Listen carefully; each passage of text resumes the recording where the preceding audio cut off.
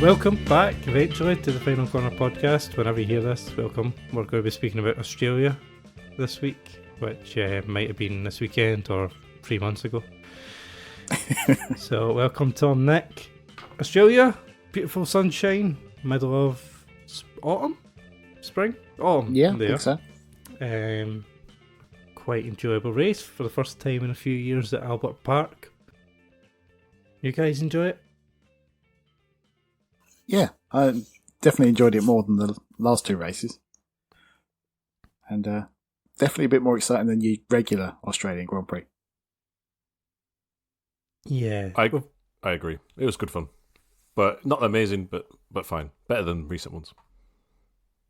And a lot of that is, unfortunately, please don't hate us Red Bull fans, due to the fact that Max Verstappen blew up.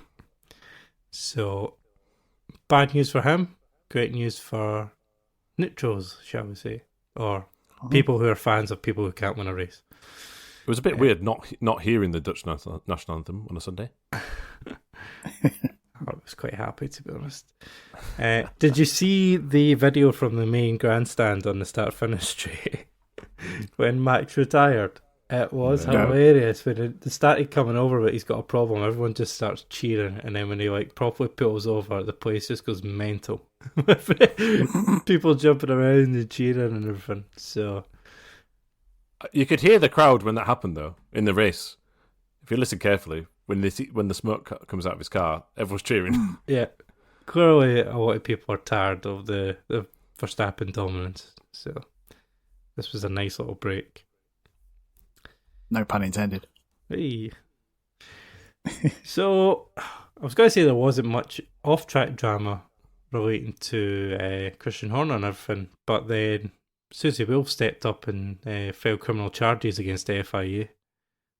But the day before the race, which was interesting. Yeah. And the timing was a bit weird. Yeah, and Lewis Hamilton was asked if he had faith in Mohammed bin Salman, and he was told, his reply was, I never have. So, he's been cleared of wrongdoing over his, was it the race interference one? Mm-hmm. Mm-hmm. But, still, F1 just still can't seem to get his act together off the track. It was so nice not to hear about Christian Horner, though. It was. It feels like I don't know what the next steps are, or if they're further down the line. But for now, it feels like it's all settled down a bit. Could be wrong. Nick, I want to let you read out your favourite bit of news. Is that the bit about Nikita? Nikita Marzipan. That's the one.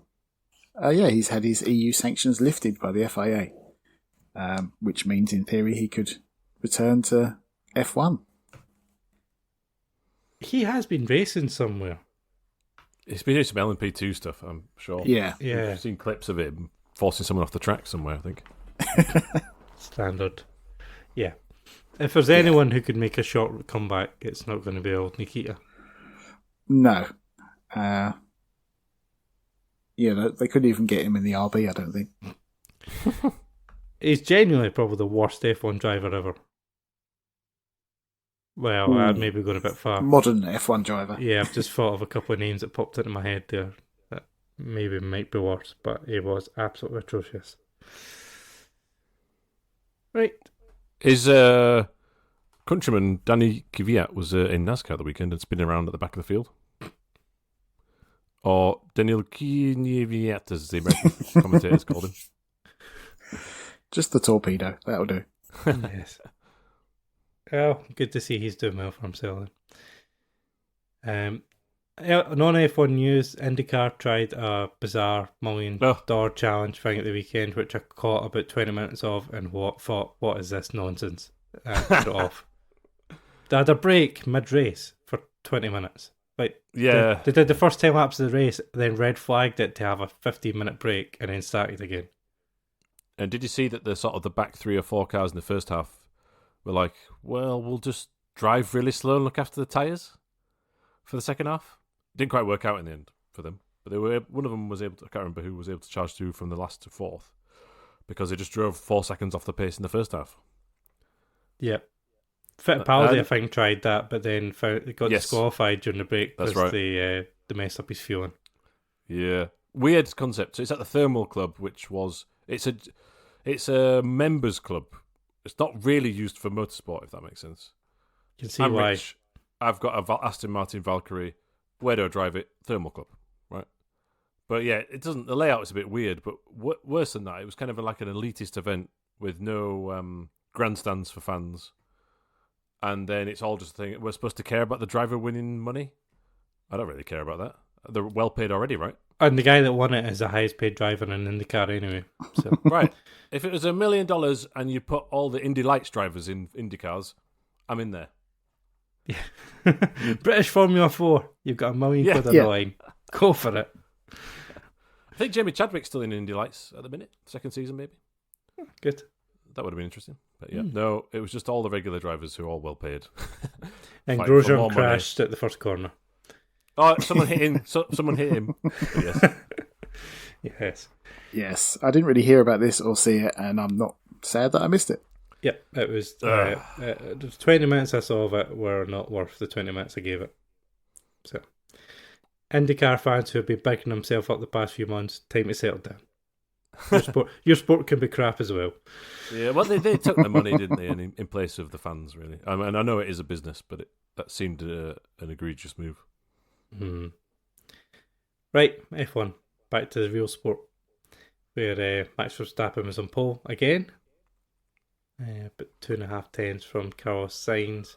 Perez was third, but then got demoted because he blocked Hülkenberg in qualifying.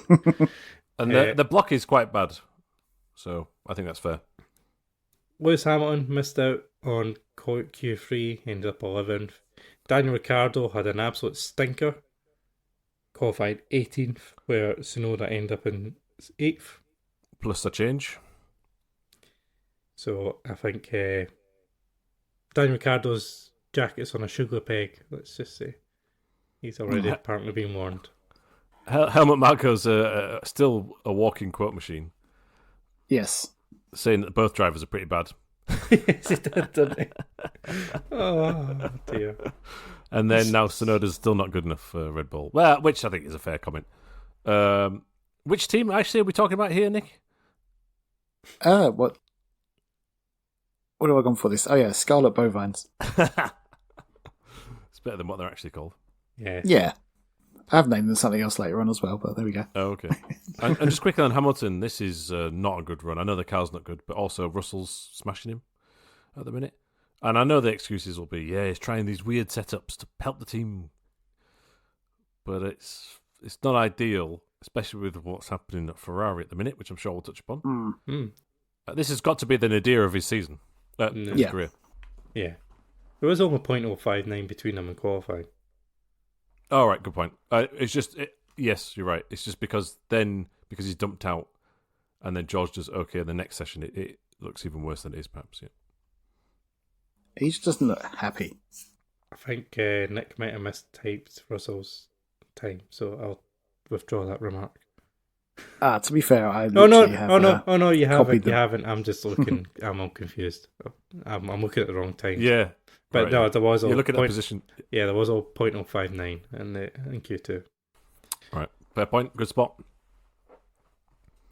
He was ahead of Albon on the grid. Oh, is that where we were going? Yeah, I've ruined the segue. We only had 19 cars during qualifying because Alex Albon is a thief and stole poor Logan's car after binning his own in FP2 or 3. Is Logan Paul? FP1. Yeah, was it FP1? Yeah, because he missed FP2 while the car was being rebuilt, and then they decided after that. Yeah, so poor Logan Sargent lost his car. They only had one chassis each with no spare. There still is no spare either. They've had to send the crashed chassis back to HQ to be repaired for the Japanese Grand Prix. Yeah, and Albon did say after the race, we have to be careful because we're not going to have a spare for a long time. And didn't Max Verstappen say something about this? Probably. I don't know, did he? He said something. Oh, I might be misquoting him here, so I'll have to look. I heard somewhere that he said something along the lines of, if that happened to me, I would have smashed the other chassis up as well. I did, yeah, I did see that. Something like this, yeah. Which I don't blame him. But it seems a few of the teams are short on parts. Williams are short on a lot, but apparently the reason one of the Saubers had to start for the pit lane is they didn't have enough front wings. Oh, right. So I did see that start from the pit lane, and because I just don't care at all about Sauber, I didn't look into it. So apparently a bunch of the teams are actually struggling for parts, which makes you think, what is going on during the winter, that if they've not got enough bits to keep their cars going? I mean, I'm going to speculate now, but it could be that they're all based in Europe, right? Mm. And you've got Bahrain test, straight into Bahrain race, then at Saudi, then Australia, then Japan, then China, then United States. They're not back in Italy. In Europe until mid-May in Italy. And some of these races at the start are quite close to each other. I'm assuming logistically they're just travelling around the world at the minute. They're not going back to base, generally speaking. Maybe that's an element of it. I know with Williams as well, they were just short on time. It was all late. The car was finished very late, so there was no time to even manufacture the spares. Yep. But yeah, I'm not sure what Sauber's reasoning is. Forgetting they're in Formula One. Possibly. Oh, hang on a minute. Damn it. We should have made wheel nuts that come off. Oh, we should have made some more front wings. Yes, so they have a problem with their wheel nuts at the moment, and only in the race they have to be extra slow, because otherwise they'll cross-thread the wheel nuts and they won't come off properly. Dear. And I want to say they were all on the front left, but I'm not sure. They were definitely all on the front. It's very poor. And they're not getting investigated because someone dropped one during the race as well. Yeah, one rolled across the pit lane. Yeah, so honestly, amateur hour. And people were worried about Andretti coming in and looking amateur. Honestly. So, that was qualifying. I almost turned off the race after the first lap because Max was already in the lead. I was like, I'm going to watch this later in the day, but I stuck with it. Yeah. And it got pretty interesting immediately because it looked like he made a mistake, which allowed Sainz to overtake him going into the turn 9 after the big long new DRS portion. Mm-hmm. And he didn't immediately get past, so you thought, is there maybe a wee race going on here? And then you start seeing smoke coming off the Red Bull, which fair play to Martin Brundle and David Croft. They went through every reason that smoke might be coming off the back of that car and still didn't settle on the brake stuck on. So fair play to them for trying to guess, but they didn't get anywhere near what was actually wrong with the car. So the right rear brake gets stuck on, it overheats. He ends up having to retire with the car on fire after a tyre explosion on the pit entry as well. Or a brake explosion, something exploded. I think it was the brakes. So it was the first Red Bull retirement due to mechanical issues for 2 years since the last Melbourne Grand Prix for Max. I think that's a shame. Not just for anti-Red Bull fans, I mean for the sport in general in some ways. Because remember when if it was a boring race, at least there's jeopardy because someone might blow up. Yeah. You just don't get that anymore. Everyone's too good. Yep. It's you don't get many reliability failures with front teams. No. Which it just shows you how consistent they are, unfortunately. We didn't see for ages Verstappen running wide at turn 3, which allowed Sainz to get close. I don't know what it was like for you. They didn't show that replay until halfway through the race, right? I didn't even see the replay in the end, to be honest. Oh yeah, he runs wide at the third corner, slightly overruns it, and then Sainz gets really close to him, and then because he's close to him, he's got the DRS down Lakeside Drive into turn 9. It was a nice move, but we didn't realise that one of the cars currently had an anchor strapped to the back of it. Do we made it easier? Do we think that Sainz would have challenged without the failure, without that issue? Do you think it would have been... Imagine if Max is reliable all the way through, would he have just disappeared or not? I think so, but Ferrari did say if they were absolutely perfect during the race, they would be with Max. They had the pace to be with him. But a lot of people have said that in the past. Who knows? Yeah. Sergio Perez probably says that. Yes. What do you think, Nick? Ferrari have any chance, really? I would like to think so, but I don't really know. Probably not, just given the nature of the track. But I think it would have been very close, and it would have been a fight, which would be what we want to see anyway. It would have been interesting at that point because it would have been 2 Ferraris close to 1 Red Bull. Because Perez lost places at the start, was already down at the lower end of the points, and he didn't really make any real progress at that point. So you had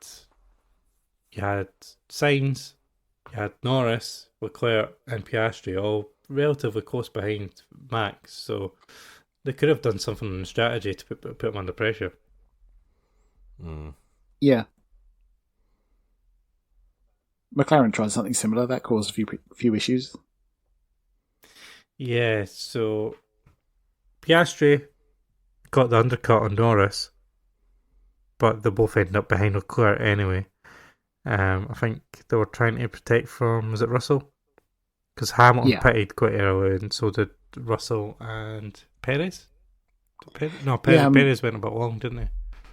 Hamilton, I understand, pitting early because he had soft tyres and they were just falling to bits, apparently. But Russell was on the mediums, and he pitted the lap after. So that seemed a bit odd. But it seemed to be basically, if you weren't on the hard tyres, get on them as soon as you could. Yeah, so Perez and Norris pitted at the same time. But Norris was undercut by Piastri, which was very tight coming out the pit lane. And it looked like old Fernando benefited by going a bit long in his first stint when Hamilton's engine just suddenly stopped being an engine. Yeah. And he was forced to pull over, which brought out the VSC. Again, the Mercedes is slow and unreliable now. So the 2 years worth of effort in this car has really been worth it. Sainz just pitted before, and then Alonso got a cheap pit stop that put him up a few places, which was lucky. But Alonso never really had the pace to really fight for the top 5-6 positions in reality. No, the Aston hasn't had the same pace as it had last year, that's for sure. No, they've slipped back again. They might have improved themselves, but everyone else has made bigger strides. So, yeah, easy to forget, and that's a very good point, that it probably should have been behind Russell anyway without that virtual safety car help. Yeah, it's not been said anywhere either what happened to Hamilton, if it was engine failure or elsewhere. Just There's suspected, been isn't it? Anything. Yeah, probably just keep that quiet.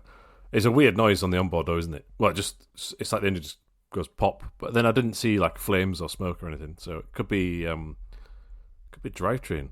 It could be a drive shaft or something. He said it just seized.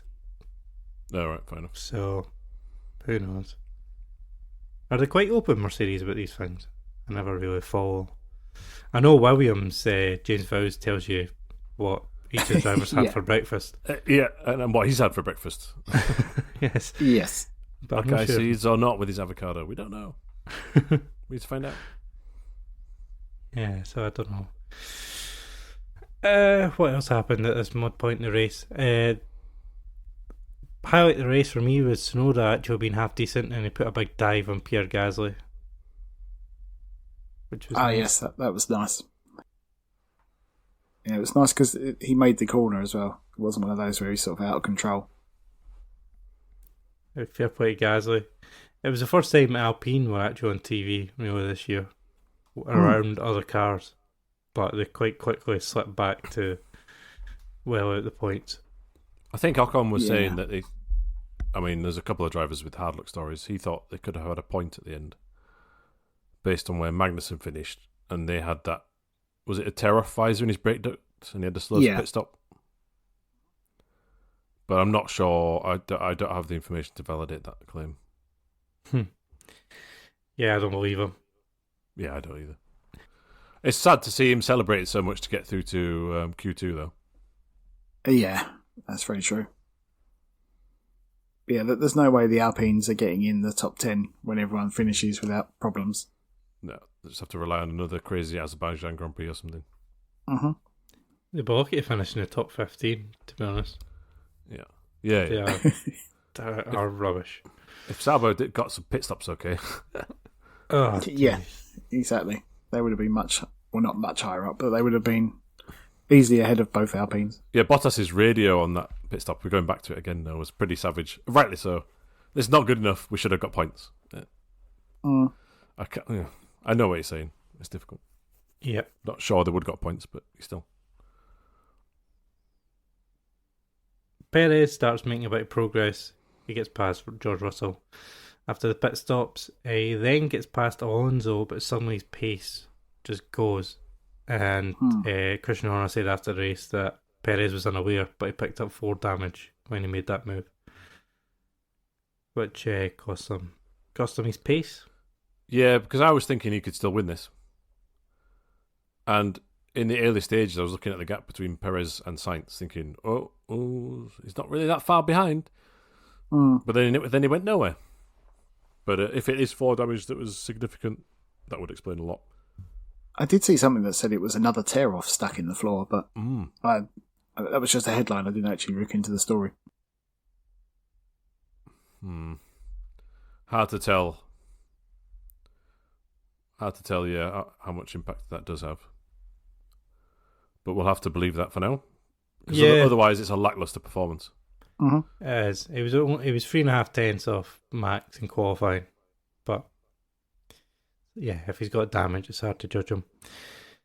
Sainz is fairly comfortably in the lead at this point. Leclerc in second.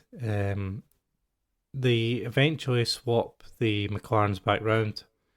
Norris tries to catch up to Leclerc, but doesn't really make an impact, really. Initially, I thought it's on, but then Leclerc had some pace in hand, I think. Yeah, and I know that a few laps went by because he came out the pits, and by the time he'd settled down, he was 4 seconds behind. And then when they started following him a few laps later, the commentary was saying, "Oh, he's brought it back up to 4 seconds." I'm like, no, that's where it's always been. Yeah, and Piastri was fairly comfortable in fourth, but after his pit stop, he made before his pit stop, he ran wide at the second last corner. Yeah, it was like that before, wasn't it? I think. And then he lost a lot of time when he let Lando pass. His pace just went. Much to the dismay of the Australian fans, but I think that's probably the right thing to do. I think so, yeah. If Lando had got past and was just sitting in front of him for the rest, then switching no. Back But in. he definitely pulled away. Piastri got past Alonso then pitted. Comes out in front of George Russell. Russell's catching him for ages. And then there's a bizarre crash on the last lap, which last lap crashes and George Russell. It's a perfect match. He's not keen on finishing the race, is old George. Especially when Sainz wins. Yes, exactly. It was Singapore, wasn't it? Last one he did it on. And Silverstone, where Sainz got his first win. Russell crashed on the first lap of that race. That's a good little pattern. That's good. So if we see Russell crashing at any point before the final lap, we know, oh, hang on a minute. Yeah, Carlos might be coming through. Slap a bet on. Yeah, Sky bet. So this one, slightly strange. He's following Alonso for several laps, a bit of similar gap. Then on the last lap, he's coming up towards turn 6. 6, yep. 6 6 is the right, 7 is the left. Which is going into the first DRS detection zone for the second. New... first one. Oh, yeah, first. I suppose, yeah, because in the start-finish line, you've got DRS from the detection zone towards the end. Yeah. Should just be quiet, carry on. So this is a new section, which is high speed. It's got 2 DRS sections on it as well for the fast portion. It looks like Alonso has him covered lap after lap. He never really gets close enough to make a big move. Final lap of the race between turn 5 and 6, Alonso slows up dramatically before even getting near the corner, and then takes the corner quite a bit slower than he normally does before flooring the throttle. Russell suddenly closes in the rear of him as they're going towards the apex. He loses the rear end, I imagine, due to being so close to the car in front. He's off into the gravel. Fairly minor impact with the barrier, but then he bounces across the track and ends up on his side. Which, I don't know if you guys have heard the radio messages afterwards. Yes. Which he is terrified of getting absolutely smashed by another car. Yeah. Red flags. I don't blame him either. I can't believe it wasn't a red flag, but it was the last lap. There was a VSC. I think it was safe, but that's what you would expect an instant red flag for. Stroll was behind him, and his radio, and his engineer does brilliant on the radio to warn him just before he goes round 6 that there's a car in the middle of the track, because Stroll literally comes round a few seconds after, while Russell is in the middle of the track. So they did well on that one. But Alonso then seems to have throttle issues somehow on the final lap, which is Does he though? Unlucky. And then post-race, he ends up with a 20-second penalty, which nobody seems to mention the throttle issues at that point. Well, Alonso's statement, I'm just reading the motorsport.com article. Excellent, as always. And they've got a quote from Alonso, I don't know if it was issued by the team, where he says, George caught me quickly, I knew it was coming, I wanted to maximise my exit speed from turn 6 to defend against him. That's what any racing driver would do, and I didn't feel it was dangerous. And then on social media, he's gone with surprise at penalty at the end, epic duels, changing racing lines, sacrificing engine speed to good exits is part of motorsport. But in the immediacy afterwards, he lifts off, coming out after the corner, and as it starts sweeping around to the right, which is normally flat, you can hear the engine going as if a lift off. Then there's another, and he goes on the radio, problem with throttle. And then the radio message comes back to him, oh yeah, you're clear behind now. And he goes, oh yeah, it's like stiff. I don't know. I don't know what's happening. It's a message where it's something stuck and I'm pushing as hard as I can on the throttle to keep it down. Yeah, it just seems really weak. And then in the fact that in the press statement by Alonso and by Mike Crack and the social media things, there's no mention of this supposed throttle issue. That makes it look dodgier and suspect. Obviously, the stewards have all the data we don't have. Apparently, it was 100 metres he's braked before normal. But it is also kind of an unprecedented penalty as well. Yeah. I don't have a problem with the penalty. But 20 seconds is an unusual one. Yep. So I'm not sure what sort of precedent it may set in the future. But 20 seconds, I think, was equivalent to a drive-through. That's what they said. And I don't think they're giving out 5-second penalties for this sort of thing anyway, so I think their options were like 10 seconds or a drive-through. Yeah, that makes more sense now, because I was thinking that I've never seen a 20-second penalty, but as the equivalent of a drive-through, that would make sense. Mm-hmm. To me, it was just a radio message. It's just slammed, it looked dodgy. It looked like a lie. I'm no judge of character. I don't know what's going on, but it just didn't look good. Yeah. I think we all probably think it was a deliberate action by Alonso, and I don't have a problem with him doing that sort of thing. It's just the severity of which he did it at. I think it's very clever to try and slow a car up into a corner to I agree. Avoid a DRS, but absolutely that was too far. Yeah, I mean, if it was touring cars, it's probably okay though, is it? I don't know. Well, if you think back to I don't want to say the race, but Abu Dhabi, he did it to Hamilton going towards the hairpin, remember? He brake checked him on that straight. Oh, yeah, right, yeah. And he got away with it then. And then even in that race, Perez held Hamilton up by driving slowly. It cost him about 5 seconds. And that's all fine. So I think the principle of driving slowly to gain an advantage is okay. It's probably just because this one ended up in a crash that he's been punished for what happened to Russell rather than the action, I think. If Russell just went across the gravel there and didn't crash, he would have probably got away with it. Now, I'm not in that car. I'm not doing 150 miles an hour. But do you think there's a alternate reality where George could have avoided the wall? I don't think he could have, actually. He was skating along the gravel, isn't he? Yeah, I think just the speed that he closed in on Alonso with. Yeah. I think it probably just surprised him more than anything else, because he's presumably braked roughly where he normally would. And then he possibly thinks that he's braked late with the speed that he's approaching Alonso.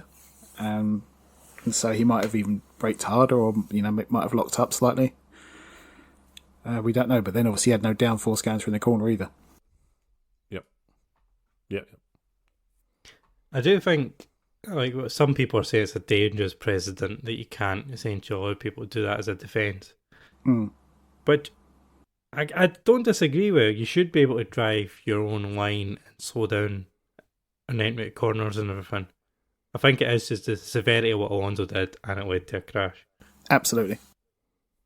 So I don't know if the principle is correct. I think was it driving erratically or potentially like dangerous driving is what it was labelled as. Yeah, but as I say, if Russell had lost the car but held it, caught it, just skipped across the gravel, I don't think we'd be hearing about a penalty, and we were probably saying that was really clever from Alonso. It's the fact he's binned it that's driven the penalty. Yeah, it definitely is that severity, because, for instance, when Leclerc came out of the pits earlier on, and he had a couple of cars behind him, as he came out of the pits, he waited on the apex slightly to make sure that they couldn't get a run on him down to turn 3. And I thought that was clever. But I didn't think it was dangerous, because it was just sort of hovering on the apex, whereas Alonso was slowing down before he was getting to where he would normally be braking. It was not going slowly through the corner, it was slowing up towards the corner. I think that's the big difference. Yeah, I'm not surprised. And I don't know if they said they'll appeal, but I can't see that being overturned on appeal. No. And I do think Alonso felt guilty as well when he came around the next lap and saw Russell's car on the radio when he was going, "Is he okay?" It sounded very much like, "Did I do this?" Yes, Nando. And I wonder if that's going to impact his chances of getting into Mercedes next year. Oh. I doubt it, to be honest. If they were going to take him, they'd take him regardless. Yeah. Did he hear Charles Leclerc's radio as well? Is this the last lap? Yes, you've got the fastest lap. No. Is it last lap and is George okay? Oh, yeah, sure. Yes. So, Carlos Sainz wins. Well done, him. He beat Max Verstappen last year in Singapore, and he survived this race to get to the end and win. Minus an appendix, remember, from 2 weeks ago, which was pretty good bit of weight saving there. Yes. Yeah, they joked on the team radio, didn't they, at the end? Have you got another one they can remove? Yeah. It's slightly awkward that he's the one winning races and I've sacked him. Yeah, but it will change. It will change. Yeah. I'm sure Leclerc will bounce back. And if you want to throw a conspiracy theory on there, I'm sure they'll turn down Charles Sainz's wick. No. I'm not seriously suggesting that at all. Like Red Bull does to Perez. What? Sorry. No. I'm not saying this. But Leclerc will bounce back. This will motivate Charles, and that's my prediction. Yeah, no, I think so as well. Oh, there was one other thing that I had to mention just regarding the Russell crashing. That in Singapore and in this race, the exact moments just before Russell hits the walls. Did you hear that thing about Crofty's commentary? I've seen that. No. That's hilarious. He says, and the crowd go wild both times just before Russell hits the wall. Really? Yeah. I just thought it was funny. Another reason to get rid of Crofty. Yes. Oh dear. Did you guys watch on Sky? No. Mm-hmm. I hated the studio. Yes, portion. Same. It felt like it didn't feel like the proper coverage. It felt like ITV. Yeah, as I'm about to say, it felt like the ITV Champions League highlights. Yeah, like it's not right. It's wrong. So I didn't enjoy that part. I don't often watch a lot of the pre and post race stuff. Post race I do, but pre race I don't often. But even the post race, I didn't like them coming back to studio. And even the drivers getting interviewed with headphones and that on, you couldn't. I don't think they could really push them on anything either. Didn't like it. No, I agree with you on that. And apparently Sky put the price up for Sky F1 this year while cutting the budget of it. So, of course, if I was paying for it properly, I wouldn't be impressed. Oh. No, I've got the Virgin package, so it's not a separate thing. But on Sky, oh, okay, yeah. On Sky, it's a separate package to get the F1. Yeah. I know what you mean. So I'm on Virgin. So after all that, Max Verstappen still leads the Drivers' Championship, but Leclerc second on 47 points. Sainz is on 40 points, which if he had been at Saudi, he would have probably been first in the championship by now. Yeah. Another good podium for Lando Norris. They're expecting to go well at Suzuka next as well.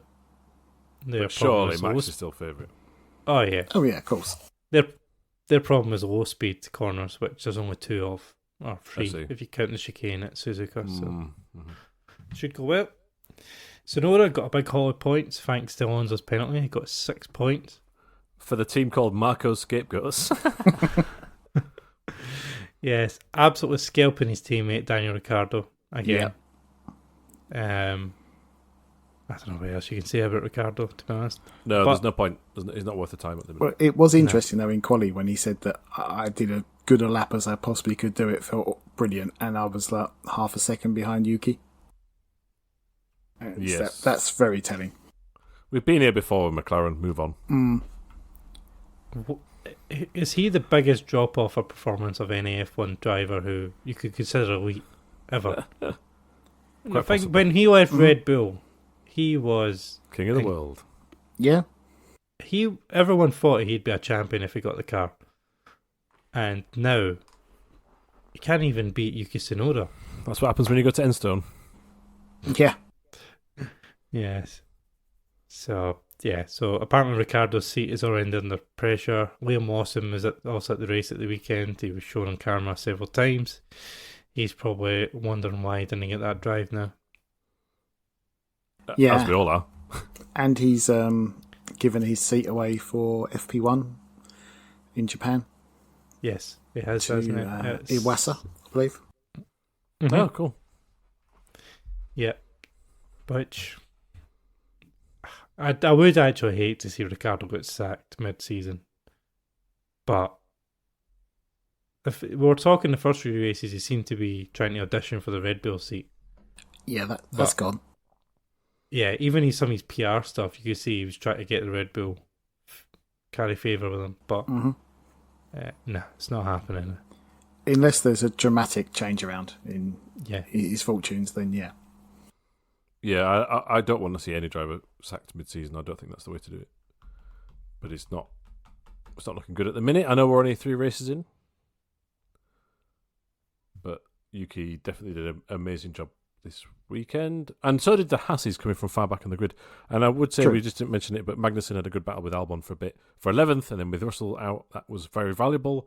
And this fight for, 6th place in the Constructors is, for me, the most interesting thing about Formula 1 this season. Yeah. It's basically impossible, unless there's an incident, for anyone to get points from either Haas, Williams, Marco Scapegoats, or Alpine or Sauber. And Alonso's penalty meant that the banking app actually gets an extra point, or 2 extra points, is it? So they've now got a gap over Haas, even though they've only scored points once, and Haas has scored on 3 occasions across their 2 drivers. I have to say as well that Tsunoda had a very good race to be at the same sort of same pace as Stroll.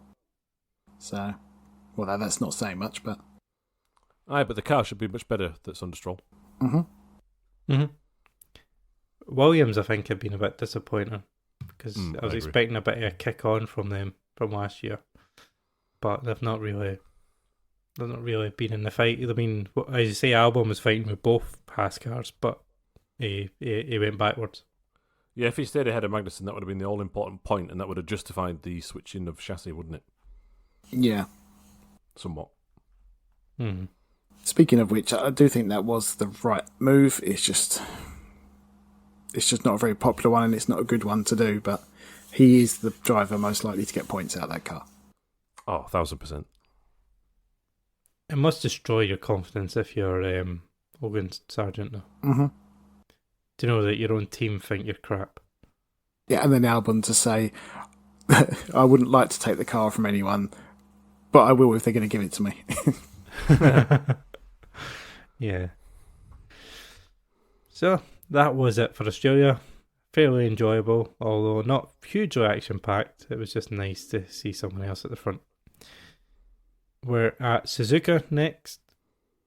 which I would imagine will be Max Verstappen back on top, barring any issues. But one of my favourite tracks has moved. It's weird to see it this early in the season. It's still not 100% likely to be dry, but it is out with, I think it's traditionally the wettest part of the year. Oh, right, okay. So red flag race, what happened? Like Spa 21? Yeah. I've jinxed it now. So it's another early one. The race is at 6 a.m. on Sunday morning, 7th of April. Yeah, Japan, then China, and then the US of A. And it's round 7 when we're finally in Europe for the Imola Grand Prix. No.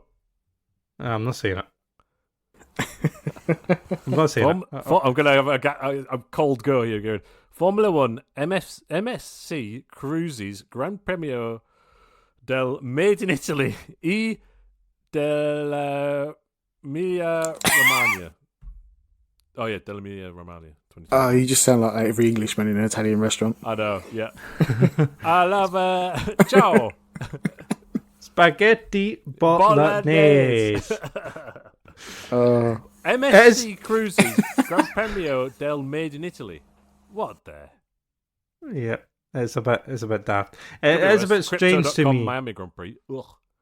Yes, as I was about to say, we go from China to USA to Italy to Monaco and then back to Canada and then Spain.